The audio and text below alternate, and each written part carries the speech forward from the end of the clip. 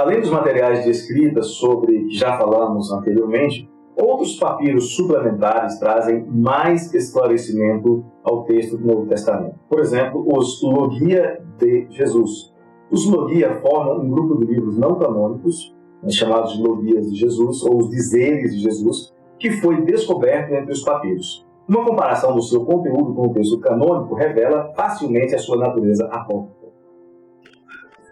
Existem dizeres que representam um apelo local, possivelmente gnóstico e herético, no entanto, deram origem a várias coleções de dizeres que refletem a experiência religiosa popular dos séculos I e II. É aquele clássico caso de alguém ouvir uma frase e pensar que ela está na Bíblia e começar a citar como se fosse uma frase bíblica. Um exemplo é: disse Deus, faça da tua parte que eu te ajudarei. Onde está isso? O sentido, talvez, na Bíblia. Mas esta frase não existe em lugar nenhum. Talvez em Heresiários, capítulo 3, verso 26.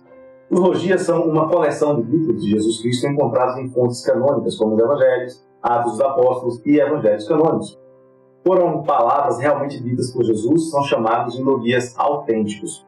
Mas também juntam outros Logia, baseado em evangelhos apócrifos, por isso classificado como Logias não autênticos, inventados ou adaptados pelos autores dos textos em que eles são encontrados. O termo Logia é o plural do logos, uma palavra grega que significa palavra, ou nesse caso, dizeres ou ditos. Um outro tipo de documento são os óstracos, fragmentos de cerâmica com inscrições em hebraico, aramaico ou grego.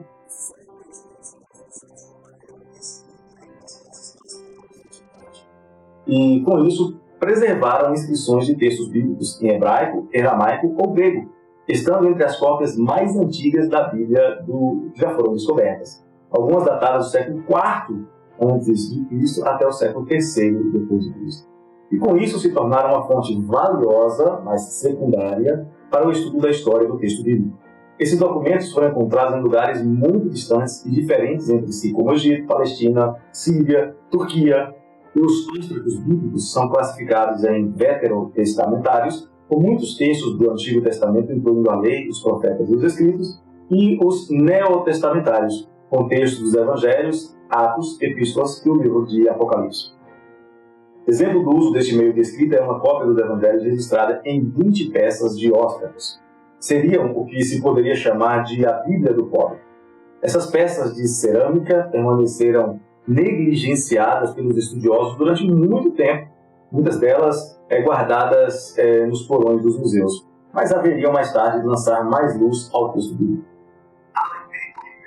Relacionou cerca de 1624 amostras desses comuns registros da história, em sua obra intitulada Óstracos Gregos.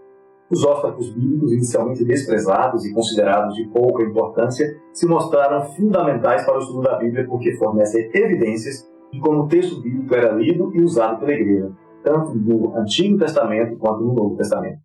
Eles também ajudam a identificar erros e variantes do texto bíblico, embora não sejam determinantes, devido ao fato de serem usados comumente pelas classes mais pobres e menos cultas. E, finalmente, fornecem informações sobre a história da língua hebraica, aramaica e grega no período bíblico. Uma outra fonte de recursos de estudo são as inscrições.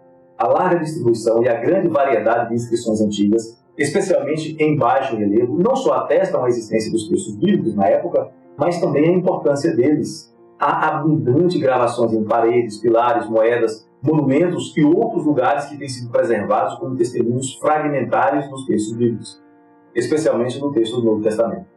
Estas testemunhas, no entanto, são um mero apoio, não tendo grande importância na corroboração do texto genuíno do Novo Testamento. Outro material importante são os lecionários, outra testemunha do texto do Novo Testamento, que em geral tem sido subvalorizada. Os lecionários eram livros usados no culto da igreja durante a liturgia e continham textos selecionados para leitura tirados da própria Bíblia. Os textos do Antigo Testamento mais usados eram os que se referiam direta ou indiretamente a Cristo, ou como eram interpretados deste modo, uma vez que uma das escolas interpretativas comuns da época era a escola alexandrina, tipológica e alegórica. Os textos do Novo Testamento eram lidos para ensinar aos cristãos sobre a vida e sobre o ensino de Jesus Cristo, e também para fortalecer a sua fé. Estes lecionários serviam de manuais, sendo usados nos cultos ao longo de um ano, organizados em ciclos. Eles tinham a função de uniformizar o culto, servindo como garantia que os mesmos textos fossem lidos nas mesmas ocasiões em todas as igrejas. Os lecionários eram uma parte importante da liturgia cristã dos primeiros séculos. Eles ajudavam a garantir que os cristãos fossem expostos aos ensinamentos bíblicos e que eles participassem de uma experiência comunitária de adoração, promovendo alguma unidade nas igrejas, apesar das distâncias e das dificuldades naturais de comunicação da época.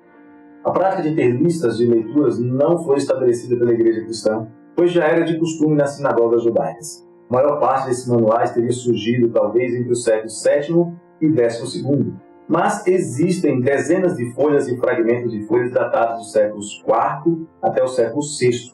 Só 5 ou 6 lecionários sobreviveram intactos, copiados em papiro com letras iniciais, ainda que estas letras, com o tempo, tivessem sido substituídas por um tipo de grafia denominada de minúsculo.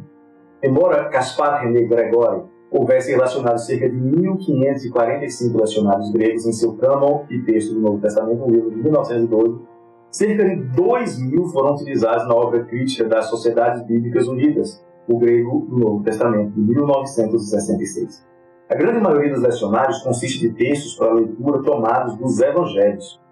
Os demais consistem em textos de Atos dos Apóstolos, às vezes ao lado de trechos das cartas. Ainda que fossem ornamentados com muita elaboração, e às vezes até contivessem notações musicais, é preciso que se admita que os lecionários têm valor apenas secundário no estabelecimento do texto genuíno do Novo Testamento.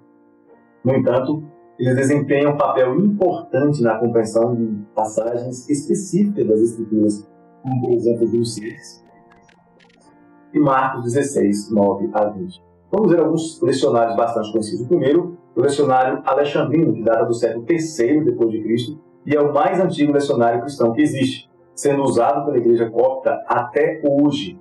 Trata-se de um livro que contém listas de textos bíblicos lidos durante a liturgia do culto cristão. Livros organizados de acordo com o calendário litúrgico, no qual os textos bíblicos são lidos em ciclos, repetidos ao longo do ano. Este lecionário contém, além de textos do Antigo Testamento, interpretados como prefigurando a vinda de Cristo, textos do Novo Testamento, para ensinar aos cristãos sobre a vida e o ensino de Jesus Cristo, e para fortalecer a sua fé.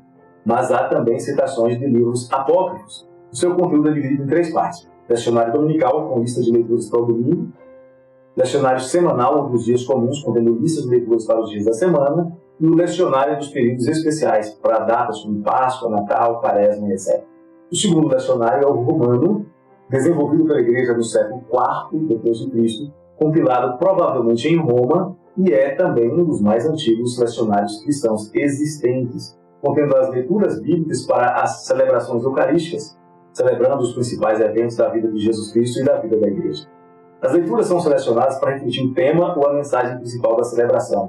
É um documento muito importante porque fornece informações sobre as práticas litúrgicas da Igreja Católica Romana do século IV, bem como sobre a interpretação das Sagradas Escrituras da época. É dividido em 3 partes. O lecionário dominical, que contém as leituras para as missas dominicais e solenidades. O lecionário ferial, que contém as leituras para as missas durante a semana. E o lecionário santoral, que contém as leituras para as missas dos santos e outras celebrações. O terceiro lecionário é o siríaco, escrito em língua siríaca, na língua aramaica, que é falada no Oriente Médio, e foi desenvolvido na Igreja Siríaca no século IV, e é usado pela Igreja Ortodoxa Siríaca até hoje. A sua composição e a sua utilidade são semelhantes às dos outros lecionários, sendo que o calendário siríaco é diferente do calendário ocidental. É um documento bastante antigo e é fonte importante para o estudo da história da Igreja Cristã, incluindo textos do Antigo Testamento, do Novo Testamento e até dos Apócrifos. E ele também é dividido em 3 partes, à semelhança dos demais. O lecionário dos domingos, que contém, obviamente, listas de leituras para os domingos do ano litúrgico. O lecionário dos dias da semana, que contém listas de livros para os dias da semana.